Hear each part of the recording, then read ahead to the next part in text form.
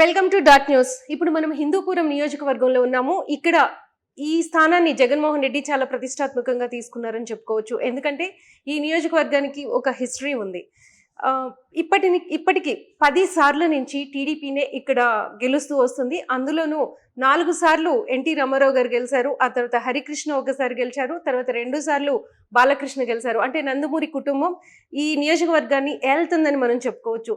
So ఇక్కడ YCP ప్రాబల్యాన్ని పెంచడానికి జగన్మోహన్ రెడ్డి ఒక స్ట్రాటజీని ప్రయోగిస్తున్నారు. ఈసారి ఎలాగైనా సరే బాలకృష్ణని ప్రతిపక్షంలో కూర్చోబెట్టాలి, ఈసారి ఎలాగైనా బాలకృష్ణని ఓడించి ఇక్కడ అధికారాన్ని కైవసం చేసుకోవాలి, ఇక్కడ తన పార్టీని నిలబెట్టాలి అనే ఉద్దేశంతో జగన్మోహన్ రెడ్డి ఇక్కడ ఒక స్ట్రాటజీని రూపొందిస్తున్నారు. అలానే పెద్దిరెడ్డి రామచంద్రారెడ్డి కూడా ఇక్కడ దగ్గరుండి ఈ నియోజకవర్గాన్ని చూసుకుంటూ ఉన్నారు. సో ఇక్కడ దీపిక అని ఒక అభ్యర్థిని బాలకృష్ణ మీద ఇక్కడ ప్రయోగిస్తున్నారు.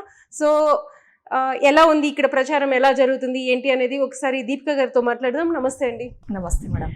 ఎలా ఉంది ప్రచారం? బాగా జరుగుతా ఉంది మేడం. అంటే అసలు మీకు రాజకీయాలు కొత్త, దాదాపు ఒక 8-9 నెలల ముందే మీరు ఈ నియోజకవర్గంలోకి వచ్చారు. అంటే ఏమనిపిస్తుంది వెళ్తుంటే? మీకు కొత్త, అసలు ఫస్ట్ ఎలా ఉంది మీకు? మేడం ఫస్ట్ నేను ఇక్కడ లోకల్ అనమాట. 10 సంవత్సరాల నుంచి పరిస్థితి చూస్తూ ఉన్నాను. నాయకులు అనే వాళ్ళు ఇక్కడ ఉండే లేదు, ఎన్నుకున్న వాళ్ళు. నేను కొత్త, రాజకీయానికి కొత్త అది, కానీ నియోజకవర్గానికి నేను పాతే. ఓకే. సో నా నియోజకవర్గ సమస్యలు నేనైతే చూస్తూ ఉన్నాను కాబట్టి నాకు ఒక ఛాన్స్ దొరికింది కాబట్టి నేను ఈరోజు ఇక్కడ ఉన్నాను. నాకున్న అవగాహన మన నియోజకవర్గం పైన, అది నేనే ఒక కామన్ మ్యాన్గా ఫేస్ చేసిన కాబట్టి కొంచెం నాకు ఈజీగానే ఉంది. అంటే రాజకీయాలకి కొత్త కదా, వచ్చినప్పుడు ఎలా అనిపిస్తుంది జనాన్ని కలవటం కానీ ఇదంతా? అంటే అసలు ఎవరు చెప్పారు మీకు రావాలని? మిమ్మల్ని ఎలా సెలెక్ట్ చేసుకున్నారు జగన్ గారు? ముందుగా ఇక్కడ పాత లీడర్స్ మన వైఎస్ఆర్సీపీ నుంచి ఎవరైతే ఉన్నారో వాళ్ళకి సపోర్ట్గా ఉన్నాం ముందు నుంచి. సో అలా మేము ప్రత్యక్షంగా లేకుండా పరోక్షంగా మేము ఉన్నాము రాజకీయాల్లో. జగన్ అన్నకి వస్తే మళ్ళీ నేను ఇక్కడ ఒకటో పాయింట్ వచ్చి లోకల్ వ్యక్తి, రెండవది వచ్చి బీసీకి చెందినటువంటి మహిళ, మూడో పాయింట్ వచ్చి మహిళ. ఈ ఈక్వేషన్స్ పైన మన జగన్ అన్న నాకు ఒక ఛాన్స్ ఇచ్చినారు. అదే ఎలా ఐడెంటిఫై చేశారు మిమ్మల్ని? అంటే పార్టీలో పనిచేస్తున్నారు, అసలు సీట్ ఇవ్వాలి ఈ అమ్మాయికి ఇక్కడి నుంచి బాలకృష్ణ మీద అందులోనూ అనే థాట్ ఎవరు చెప్పారు మీకు? జగన్మోహన్ రెడ్డి గారి నుంచి మీకు ఎలా వచ్చింది ఆ సమాచారం? ఫస్ట్ ఎవరు చెప్పారు? ఎవరు చెప్పారని కాదు, ట్రై చేస్తూ ఉన్నాము. సో మనకి సపోర్ట్ చేసిన వారు చాలామంది లీడర్స్ ఉన్నారు. ఎందుకంటే మేము ఇక్కడ మన వైఎస్ఆర్సీపీ లీడర్స్ ముందైతే ఎవరు ఉన్నారో వాళ్ళకి మేము సపోర్ట్గా ఉండేవాళ్ళము.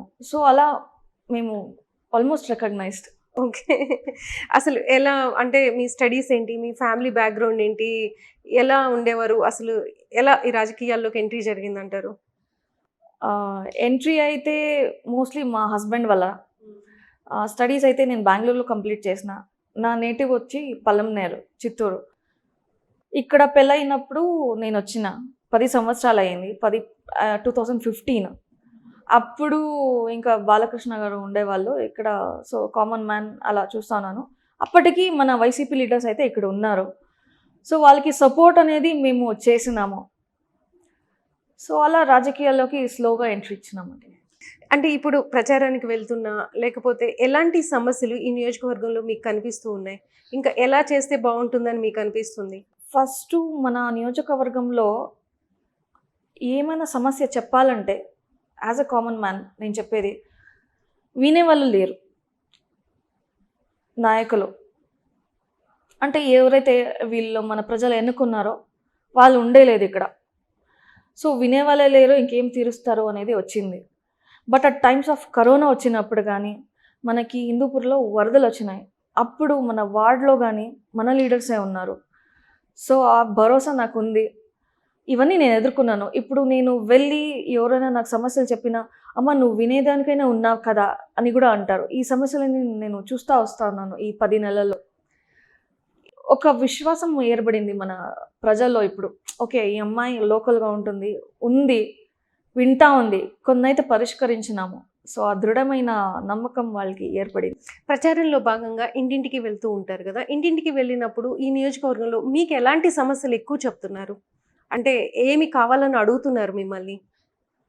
ఫస్ట్ నేను చెప్పినట్టుగా ఫస్ట్ వాళ్ళు చెప్పేది, అమ్మ నువ్వైనా ఉన్నావా వినేదానికి, తర్వాత చెప్తారు ఇంకా రోడ్లు కానీ డ్రైన్లు కానీ అప్పుడు గతంలో ఎప్పుడో ఏపించిండేది, సంక్షేమ పథకాలు అయితే అందినాయి, నెక్స్ట్ మీది ఏమి మీరు ఏపిస్తారా? మన లీడర్స్ చాలామంది ట్రై చేసిన, మన వైఎస్ఆర్సీపీ లీడర్స్ ట్రై చేసిన కొన్ని మేము చేయలేకపోయినాం.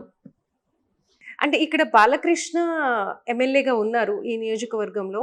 సో బాలకృష్ణకి ఉన్న ఫేమ్కి కానీ లేకపోతే దేనికైనా సరే ఆయన ఇక్కడ చాలా అభివృద్ధి చేసి ఉండొచ్చు. ఎందుకంటే 2019 ఎలక్షన్స్లో ఆయనే గెలిచారు, ఆయన ఎమ్మెల్యేగా ఉన్నారు. లాస్ట్ 5 years అంటే మీరున్నారు. ఎందుకని ఈ నియోజకవర్గం ఎందుకు అభివృద్ధి చెందలేదంటారు? అది బాలకృష్ణ గారే చెప్పాలా, ఎందుకంటే నేను వచ్చినప్పుడు నేను రాజకీయంలో లేను, కామన్ మ్యాన్గా నేను అడుగుతున్నాను బాలకృష్ణ గారిని. 2 సార్లు గెలిచినారు, మీరు అవైలబుల్ ఉండరు ఇక్కడ. మేము చెప్పుకోవాలన్నా ఇంటి దగ్గరికి వెళ్ళినప్పుడు కూడా ఎవరు ఉండేలేదు. పిఏలు ఉంటారు, వాళ్ళ పిఏలు కూడా వాళ్ళు ఎవరో లోకలైట్స్ కూడా కాదు వాళ్ళు. ఇలాంటి సమస్య సేమ్ పార్టీ వాళ్ళే ఎదుర్కొన్నారు. వాళ్ళ నాయకులు వెళ్ళి వాళ్ళు చెప్పుకోవాలన్నా వాళ్ళు ఉండట్లేదు. ఇది పరిస్థితి. ఇంకా డెవలప్మెంట్ ఇక్కడ లేరంటే డెవలప్మెంట్ ఎక్కడ మంటి చేస్తారు? ఈ 5 సంవత్సరాల్లో జగన్మోహన్ రెడ్డి గారు చెప్తున్నారు కదా, అంటే అక్కడ ఏ ఎమ్మెల్యే ఉన్నా, అది టీడీపీ అయినా వైసీపీ అయినా లేకపోతే ఇంకో పార్టీ ఏది ఉన్నా సరే పథకాలు ఇవ్వడంలో అందరినీ మేము క్రైటీరియానే తీసుకున్నాం. ఎవరైతే పేదోళ్ళు ఉన్నారో వాళ్ళందరికీ కూడా పథకాలు అందినాయి అని చెప్పేసి జగన్మోహన్ రెడ్డి గారు చెప్తున్నారు. అలాంటప్పుడు అభివృద్ధి జరగలేదని ఎలా అంటారు ఇక్కడ? చెప్తాను, అది కూడా చెప్తాను. సంక్షేమ పథకాల గురించి మీరు అడిగినారు, ప్రతి ఒక్కరికి చేరుకుంది. ప్రతి ఒక్కరికి పార్టీల తేడా లేకుండా టీడీపీ వాళ్ళు కానీ, కొంతమంది టీడీపీ వాళ్ళు అయితే సంక్షేమ పథకాలు మనకు కూడా ఇస్తున్నారు, మన జగన్ అన్న ఆయన మారిన వాళ్ళు ఉన్నారు. ఆ సంక్షేమ పథకాలు చూసి అభివృద్ధి పనులకి వస్తే, మన మున్సిపల్ అయినప్పటికీ కూడా మన మున్సిపల్ పైన నీళ్లు తీసుకొస్తాను అని బాలకృష్ణ గారు చెప్పి 120 కోట్లు అప్పులు పెట్టిపోయినారు. మనకి బిల్స్ కావట్లేదు. బిల్స్ కాకుండా ఏ కాంట్రాక్టరు ముందుకు రారు. మేము గడప గడప చేస్తాం, రోడ్లు డ్రైన్లు ఇవన్నిటికీ డబ్బులు వస్తాయి. ఆ డబ్బులు కొన్ని రోడ్లకి కొన్ని డ్రైన్లకి సరిపోతాయి తప్పితే ఫుల్ చేసుకోలేము. ఇంకా ఎక్స్ట్రా ఎక్కడి నుండి తీసుకొచ్చేది? అంటే ఈ నియోజకవర్గం అభివృద్ధి చేయడానికి బాలకృష్ణ ఎలాంటి ఇది జగన్మోహన్ రెడ్డి గారికి ఇవ్వలేదా? మా నియోజకవర్గానికి ఈ నిధులు కావాలి, ఫలానా దానికి ఇది కావాలి అని చెప్పేసి ఏమి ఇవ్వలేదా? అడగలేదా? అడగలేదు అసలు. ఇప్పుడు హాస్పిటల్సే తీసుకోండి, సడన్గా ఒకరోజు వెళ్ళిన మన అబ్బాయి వాళ్ళ కూతురికి బాగాలేదు ఉంటే వెళ్తే ఫెసిలిటీస్ ఉండేవి యూజ్ చేసుకోకుండా అట్లే ఉన్నారు. ఎందుకంటే మనకి ఈ హాస్పిటల్కి, ఇక్కడున్న గవర్నమెంట్ హాస్పిటల్కి ఏమైనా కావాలంటే చైర్మన్ అనేవాళ్ళు అక్కడ సిట్టింగ్ ఎమ్మెల్యే అనమాట. సిట్టింగ్ ఎమ్మెల్యే అంటే ఇప్పుడు ఇక్కడ మన హిందూపురానికి బాలకృష్ణ గారు.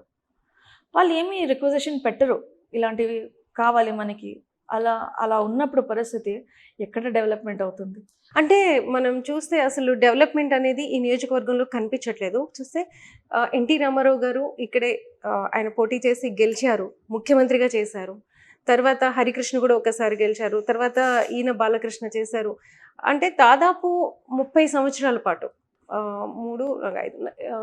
35 సంవత్సరాల పాటు ఆ ఫ్యామిలీనే ఉన్నారు ఇక్కడ ఈ నియోజకవర్గం మీద కాన్సన్ట్రేట్ చేయలేదు, అసలు ఏమి అభివృద్ధి చేయలేదు అని మీరు ఎలా చెప్తారు? ఒకటి ఎన్టీఆర్ గారు, పెద్ద ఎన్టీఆర్ గారు ఉన్నారు, తర్వాత హరికృష్ణ గారు ఉన్నారు. చాలామంది చెప్తారు వాళ్ళు వేసిన రోడ్లే తప్పితే బాలకృష్ణ గారు ఏమీ చేయలేదు అని. నేను చూసినప్పుడు కూడా నా ఊర్లో కూడా ఏమీ అభివృద్ధి పనులు జరగలేదు. నాది పెద్దగుడ్డంపల్లె. ఎన్నుకున్న నాయకులు ఇక్కడ ఉన్నా కూడా అవతల పార్టీ వాళ్ళు ఏమీ చేయలేదు మేడం. సో మీరు వస్తే ఏం చేయాలనుకుంటున్నారు? ఈ నియోజకవర్గానికి ఏం చేస్తే బాగుంది అనుకుంటున్నారు? ఏం అజెండా ఉంది మీకంటూ? నేను వచ్చి 10 నెలల్లోనే కొన్ని నెలల ముందు వరదలు వచ్చి మన హిందూపూర్ టౌన్ వరదలు వచ్చినప్పుడు కనెక్షన్ కట్ అయింది మనకి టౌన్కి, మళ్ళీ పల్లెలకి. సో అప్పుడు సరుకులు లోపలికి ఎలా వస్తాయి? సఫర్ అయినారు, చాలా జనాలు సఫర్ అయినారు. బాలకృష్ణ గారి వార్డులోనే కాలువల దగ్గర ఉన్న హౌజెస్ కొన్ని దూరంలో ఉంది, అయినప్పటికీ కాలువలు పొంగిపోయి పడిపోయి ఇవన్నీ అయిపోతే మన లీడర్స్ ఉన్నారు. ఇవన్నీ చూసి ఫస్ట్ ఇప్పుడు ఏమైనా వరదలు రావచ్చు, వర్షం వస్తే అని ఫస్ట్ బ్రిడ్జ్లు కంప్లీట్ చేసినాము. ఇది 5 బ్రిడ్జ్లు మేడం. పోచంపల్లి, శ్రీకంఠపురం, పూలకుంట, మళ్ళీ ఇంకా 2. ఇవన్నీ బాలకృష్ణ గారు కంప్లీట్ చేయడానికి 10 సంవత్సరాలు కావాలా అని నేను అడుగుతున్నాను. నేను 10 నెలల్లో ఇవన్నీ కంప్లీట్ అయినాయి. ఇది 10 నెలల్లో నేను చేసినటువంటి అభివృద్ధి. ఆల్రెడీ అయిపోయింది. మీరు ఈ పక్క వచ్చినా ఆ పక్క వచ్చినా అదే బ్రిడ్జ్ మీద మీరు వచ్చింటారు. ఇది నేను ఖచ్చితంగా చెప్తాను. నేను మన ప్రజలు ఎన్నుకుంటే గాన, నేను ఇక్కడ కూర్చుంటే గాన, మనకి ఫస్ట్ డ్రైన్లు ఎక్కడికి వెళ్ళినా ఓపెన్గా ఉన్నాయి. నేను అండర్ గ్రౌండ్ డ్రైనేజ్ సిస్టమ్ తీసుకొద్దాము అని అనుకున్నాను. అదైన తర్వాత మనకి రింగ్ రోడ్లు కనెక్ట్ అయ్యేవి ఫుల్ మన బార్డర్లు, ఇవి తీసుకొద్దాము అని అనుకున్నాను. మళ్ళీ మెయిన్గా మనకి మన మున్సిపాలిటీకి 120 crores అప్పులు ఉన్నాయి. మన జగన్ అన్నని నేను అడుగుతాను, అన్న దయచేసి ఇవన్నీ తీయండి అన్న అని. అదే కాకుండా మనకి రెవెన్యూ డివిజన్ మన ఊరిని చేసుకుందాము అని, అది నేను ఒక ప్లాన్లో ఉన్నాను. ఇంకా మన పిల్లలకి వస్తే చదువుకోవడానికి ఇంజనీరింగ్ కాలేజ్ చాలా తక్కువ ఉంది ఇక్కడ. డిగ్రీ అయితే ఉంది, గవర్నమెంట్ డిగ్రీ కాలేజెస్ తక్కువే, అది తీసుకొని వస్తాను. ఇంజనీరింగ్ కాలేజెస్ రాబోయే రోజుల్లో స్లోగా చేసుకుంటాము. నెక్స్ట్ టార్గెట్ వచ్చి IT firms. So IT firms మన యువతలందరూ బయటికి వెళ్ళిపోతున్నారు, లేకుండా ఉంటే దగ్గరకు ఉన్నటువంటి బెంగళూరు, అనంతపురము, ఇంకా వేరే చోట వెళ్ళిపోతున్నారు. ఇది చాలా బాధగా ఉంది. మన పెద్దోళ్ళు అయితే గడప గడపగా వెళ్తున్నప్పుడు వాళ్ళు చెప్తారు, లేరు ఇంట్లో కొడుకు కానీ కూతురు కానీ చూసుకోవడానికి, జాబ్ చేసుకోవడానికి పక్కలో పోయిన. చాలా బాధగా ఉంది మన హిందూపురంలో పరిస్థితి. సో చిన్న చిన్న బిజినెస్ ఫర్మ్స్, ఐటీ ఫర్మ్స్ తీసుకొద్దామని నా ప్లాన్స్. అంటే బాలకృష్ణ మీద పోటీ చేయాలి అంటే చాలా దమ్మున్న పర్సన్ని జగన్మోహన్ రెడ్డి ఎన్నుకోవాలి. కానీ ఒక సాధారణ బీసీ కుటుంబానికి చెందిన దీపికాని ఆయన ఎన్నుకున్నారు అని చెప్పేసి కూడా చాలా కామెంట్స్ వచ్చినాయి. మీరేమంటారు? ఒకటి, బాలకృష్ణ గారు సినిమాలో చేస్తారు, పెద్ద స్టారే, ఆయనకి నేను కూడా అభిమానినే. కానీ రాజకీయానికి వస్తే నేను చెప్పేది, రాజకీయం అంటే ప్రజల్లో ఉండి వాళ్ళతో మమేకమై వాళ్ళ ఏదైతే ప్రాబ్లమ్స్ ఉందో విని వాళ్ళ ప్రాబ్లమ్స్ని తీర్చే వాళ్ళు ఒక నిజమైన హీరో అన్నమాట. సినిమాలో హీరో వేరు, నిజ జీవితాల్లో అంటే నియోజకవర్గంలో చాలా మంది దెబ్బలు కూడా తింటున్నారు ఆయన చేతుల్లో. కామెంట్ చేయను. నేనైతే అవైలబుల్ ఉంటాను మన ప్రజల్లోకి. రాజకీయం అంటే నా అంతవరకు మేడం స్టార్డమ్ కాదు, అది వాళ్ళలో ఒక్కరే వాళ్ళు ఏది బాధలు వాళ్ళు చెప్తారో విని, రోడ్లు కానీ డ్రైన్లు కానీ అవి వేరే, కానీ మన హిందూపురానికి నేను చూసినంతగా మనకి వినేవాళ్ళు కావాలి మేడం. ముందుగా వినేవాళ్ళే లేరంటే ఇంకా మన బాధలు ఎలా తీరుతాయి? ఈ 10 నెలలో మన ప్రజలు చూసినారు. ఇప్పుడు కూడా నేను చెప్తాను, నేను ఉంటాను మన ప్రజలకి, మన జగనన్న తరపున ఎల్లప్పుడూ వాళ్ళ సేవలో ఉంటాను. జగన్మోహన్ రెడ్డి గారు ఎక్స్పెక్ట్ చేసినంత విధంగా ఇక్కడ దీపిక తిరగట్లేదు, దీపిక ప్రచారం చేసుకోవట్లేదు, దీపిక గెలవాలంటే ఇంకా కష్టపడాలి, ఎందుకంటే ఆ పక్కన ఉన్నది బాలకృష్ణ కాబట్టి, ఇలాంటి కామెంట్స్ అన్ని బయట వినిపిస్తున్నాయి. మీరేమంటారు? నేను ప్రతి గడపని టచ్ చేసిన, ఇది నేను చెప్పేది.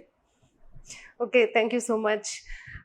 దీపిక చెప్తున్నారు, అంటే తనకి యాక్సెంట్ కూడా చూసుకుంటే మనకి తెలుగు ప్రాపర్గా కొద్దిగా ఇది చేయట్లేదు, బట్ తను మాత్రం చాలా కమిట్మెంట్తో ఇక్కడ ఉన్నట్లు మనకు తెలుస్తుంది. ఈ నియోజకవర్గంలో ఇప్పటి వరకు వినేవాళ్ళు లేరు అని అంటున్నారు. నిజమే, ఎందుకంటే దాదాపు 50 సంవత్సరాల నుంచి నందమూరి కుటుంబం ఇక్కడి నుంచి పోటీ చేసి గెలుస్తూ వస్తున్నారు. ముఖ్యమంత్రులుగా చేశారు, మంత్రులుగా చేయలేదు, కానీ బాలకృష్ణ ఇక్కడ 10 సంవత్సరాలు, లాస్ట్ 10 years కూడా ఆయన ఎమ్మెల్యేగా ఉన్నారు. బట్ ఈ నియోజకవర్గంలో ఒక హాస్పిటల్ లేదు, స్కూల్స్ సరిగ్గా లేవు, అలానే డిగ్రీ కాలేజెస్ లేవు, ఇంజనీరింగ్ కాలేజెస్ రావాలి అంటే ఎక్కడే సమస్యలు అక్కడ కనిపిస్తున్నాయి. బట్ ఈమెని సెలెక్ట్ చేసుకున్న తర్వాత జగన్మోహన్ రెడ్డి ఈ నియోజకవర్గంలో కొన్ని ప్రాజెక్ట్స్ని చేశారు. అలానే ఈమెను సెలెక్ట్ చేసుకున్న దగ్గర నుంచి కూడా ఇంటింటికి వెళ్ళి జగన్మోహన్ రెడ్డి ప్రవేశపెట్టిన పథకాలన్నింటినీ కూడా దీపిక వాటిని ఇంటింటికి వెళ్ళి టచ్ చేయటం, వాళ్ళ సమస్యలు వినడం, రేపు గెలిస్తే తను ఏం చేయగలదు, ఏం చేయాలి, ఏమి చేస్తే బాగుంటుంది అనేది జగన్మోహన్ రెడ్డి గారితో చర్చించి ఈ నియోజకవర్గానికి తీసుకువస్తాను అని హామీ ఇస్తున్నారు Deepika. Thank you so much Deepika గారు, థ్యాంక్ యూ సో మచ్.